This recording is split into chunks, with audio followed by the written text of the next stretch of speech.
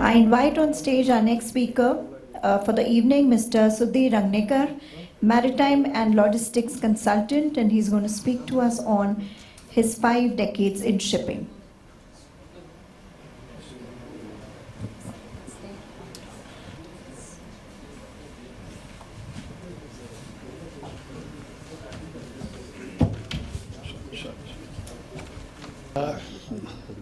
Good evening to all of you.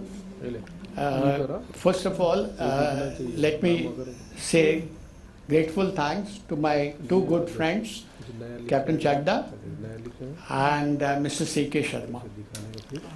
So it's both C.K. and Captain Sharma. Captain Chadda asked me to visit and attend this conference. I was extremely willing to do that because that adds to your knowledge. And I immediately agreed to CK. But then after that, CK made a condition that you have to speak.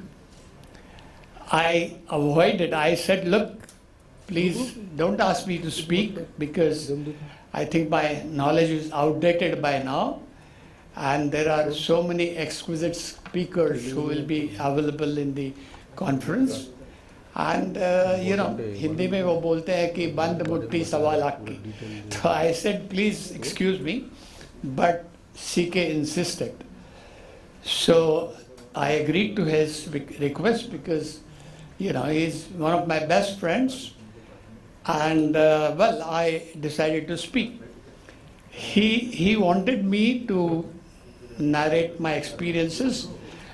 I wouldn't be narrating my experiences, but I would be highlighting some of the things.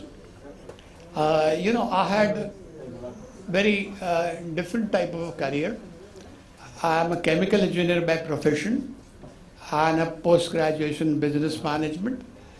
Then I worked with Engineers India as a petrochemical engineer for refineries and petrochemical complexes. And then I also had the opportunity to work with Planning Commission of India before joining SCI. So while in SCI, I got opportunities of working with stalwarts of Indian shipping, starting with C.P. Srivastav, Mr. Rajwar, admirals, Admiral Nanda, Admiral Gandhi, and so on and so forth. I was really fortunate, and I picked up a lot of things working with them for the companies. I had an opportunity to work with SCI, then with private organization called Sikal Logistics, and work as a board member of SPIC, Southern Petrochemicals.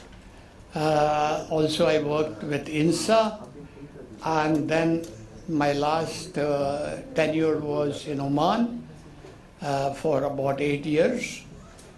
Of course, in early career, I was also in Tehran, Iran, as MD of Iran Oil Shipping Company.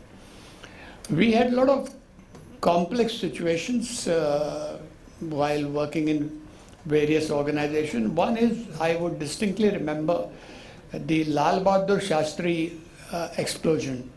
I think the SCI engineers and people who were in SCI will remember that we had an explosion in the engine room somewhere during the Diwali time, and a lot of youngsters working in the engine room, they died in the accident, and their charred bodies were received.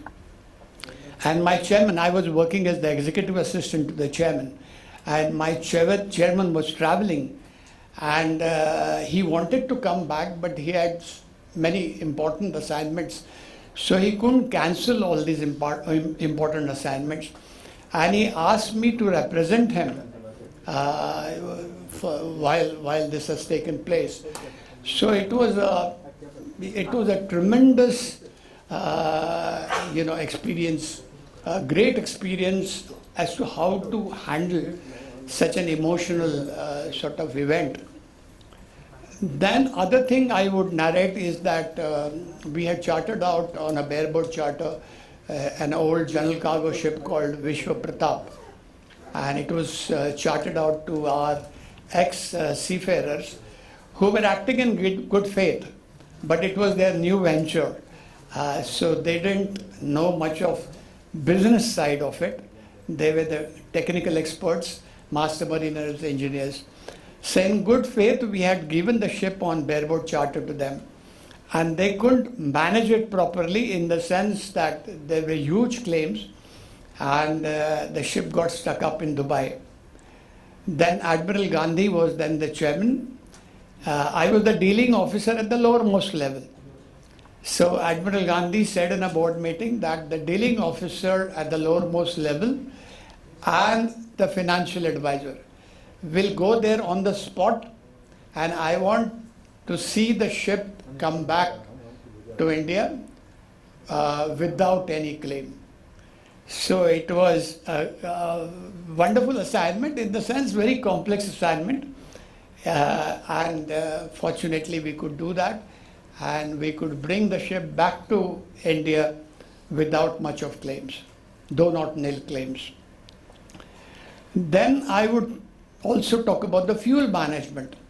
The fuel management those days, I mean, the fuel costed something like 30% of your operating cost, and that was somewhere in mid-80s.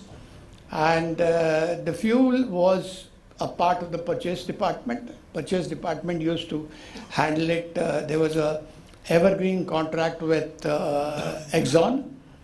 So I was asked to sort of handle the fuel management.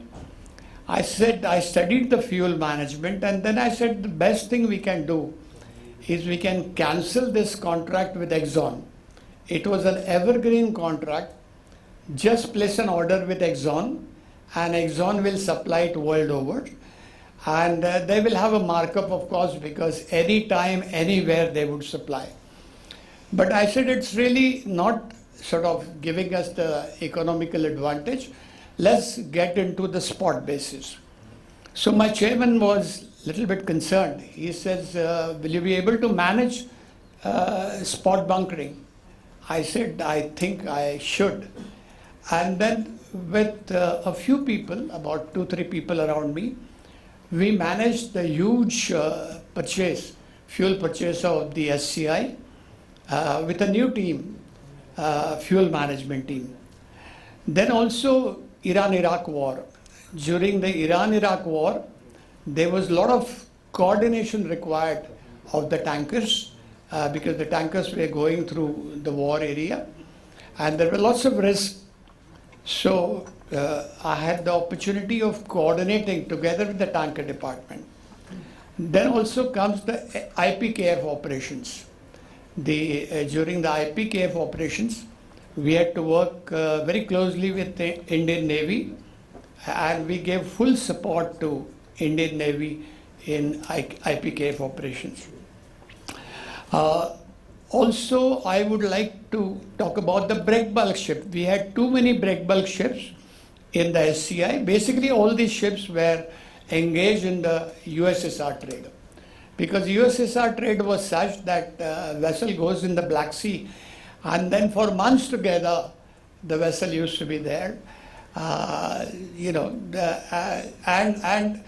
on the whole, it was working profitable as long as there was a fixed exchange rate between the ruble and rupee. But after the disintegration in 1991, that fixed exchange rate didn't work. And as a result, it was, extremely uneconomical for us to operate in Black Sea. So we had to withdraw a number of ships, break bulk ships. So within a few years, we knocked off a lot of break bulk ships and went for containerization. So that was a good experience. And also I had the experience with Irano-Hind shipping in Tehran. So throughout the career, I had different countries I could work with, different cultures. Learned a lot.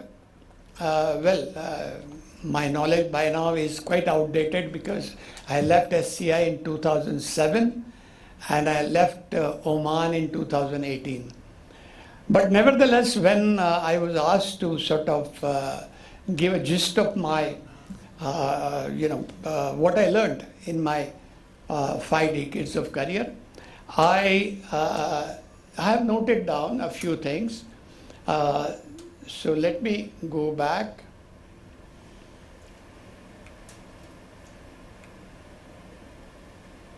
Sorry. Yeah.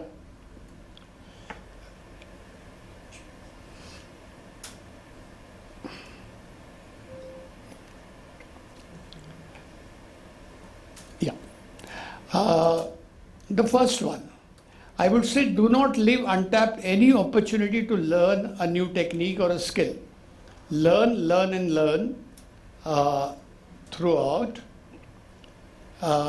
throughout your life. No knowledge goes waste. I mean, knowledge is changing at such a rapid pace. So take any opportunity what you get. I think it's, yeah. The next one is trust is the most valuable asset. It takes years to build, seconds to break, and forever to repair. It's very, very important for all of us to develop that trust between us and the people we are dealing with.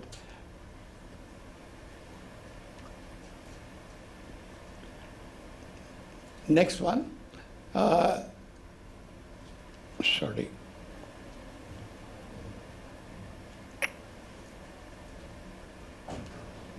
I'm not able to operate this.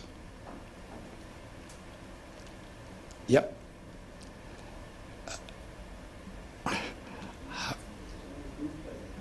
Which way moving forward? Okay. I should press this. Yep. Yes, over. Observe surroundings to the minutest details and absorb like a sponge. Keep observing details and you will be benefited a lot. Accept challenges. It brings out the best in you. Time management is life management because everywhere you have to manage your time most effectively. Always follow your inner voice and your vision will be enlightened. Avoid trampling on anyone's feelings. It has got a lot of implications working with different cultures, different people. Learn from your failures, and this is the first step towards success. Leadership is not grabbed.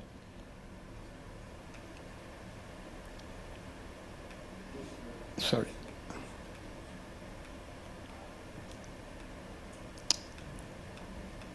Oh.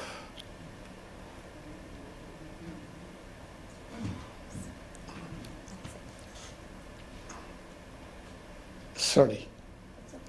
Please tell me, I'll take it. Next.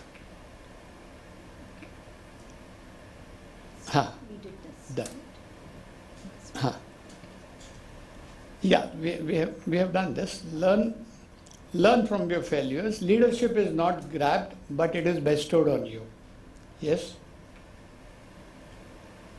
Aim for a win-win solution rather than a zero-sum game. Next. Appreciate even the adversaries whenever and wherever they deserve. Be curious like a child, and the mysteries will resolve themselves. Enjoy every moment of your existence, irrespective of the circumstances. Celebrate your successes, especially those of your co-workers. Any issue has multiple sides. It only requires you to change your viewing angle. You are the sculptor of your own life. try to make it as magnificent as possible. I think this is all I wanted to say, and thank you very much. Thank you, all of you. Thank you.